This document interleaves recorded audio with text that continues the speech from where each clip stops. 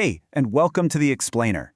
Have you ever felt that disconnect? You hear on the news that Canada is one of the best places in the world to live, but then you go online and it feels like a completely different country people are talking about. Well, today we're going to dig into that. We're looking at the feeling versus the figures when it comes to Canada's quality of life. And this comment from Reddit, it just nails that feeling, doesn't it? It's this sense that, maybe we're not who we used to be. It's more than just numbers on a page. It's this gut feeling that something's been lost along the way. So, what's the real story? Is this feeling just a feeling? Or is there some hard evidence to back it up? Well, that's what we're going to find out. We're going to dive into the data, look at some long-term trends, and see how we actually stack up on the world stage. Okay, first up, let's just check the national mood. It's like a vibe check for the whole country. How are Canadians actually feeling about their own lives? To find out, we're turning to the latest data from Statistics Canada. And right away, you can see a pretty clear trend. Back in the summer of 2021, over half of Canadians said they had a high level of life satisfaction. Fast forward to early 2024, and that number has actually dipped below 50%. It's not a huge crash, but it's a real noticeable slide. So you have to ask, why? What's going on? Well, this next chart offers a huge clue. In that exact same time frame, the number of Canadians who said they found it difficult to cover basic financial needs, we're talking housing, food, essentials, that number jumped a lot. It went from under 20% to almost a third of everybody. That's a massive spike in financial stress. And here's where it all connects. The data is crystal clear on this. Money stress is a happiness killer. For people struggling to make ends meet, less than a third report being highly satisfied with life. But for those who aren't struggling, that number jumps to nearly 60%. So yeah, financial well-being is playing a massive role here. Now, this feeling of being squeezed financially didn't just pop up out of nowhere in 2021. To really get what's going on, we have to zoom out, way out, and look at some major economic shifts that have been reshaping the country for decades.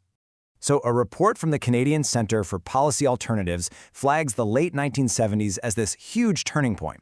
It's basically when the post-war golden age came to an end, and we started this whole new economic playbook, what they call the neoliberal era. Think more market-driven policies, less regulation, tax cuts. It totally changed the game. And what was the result? Whoa, look at this. This table shows us where the money went. It compares today's incomes to how things would look if we still split the pie like we did back in the 70s. The top 10% are taking home an extra $23,600 per person. The next 10% are also doing a bit better, but the bottom 70% of Canadians, all of them are worse off. It's a stark picture of how, for 40 years, income has been flowing to the very top. Okay, so we know people are feeling less happy. And a big reason is this long-term financial squeeze. But what about that Reddit comment that started this whole thing? Our place in the world. Let's tackle that global ranking story head-on. Let's rewind the clock to 1990. Back then, Canada was an absolute rock star. According to the UN's Human Development Index, which is a big deal, it measures health, education, and living standards, we were ranked number 3 in the entire world. We were at the top of our game. Now, let's jump to 2023. We've dropped to 16th place. On its face, that looks bad, really bad. A 13-spot fall seems to prove that Reddit user's point completely. It feels like a story of straight-up decline. But hold on. Researchers at the Center for the Study of Living Standards saw this and thought, let's look under the hood. And what they found adds a really important twist to this story. That drop isn't quite what it seems. So here's the breakdown. They found that about a third of that drop, 5 of those 13 spots, is what they call a statistical artifact. Basically, it's a data glitch.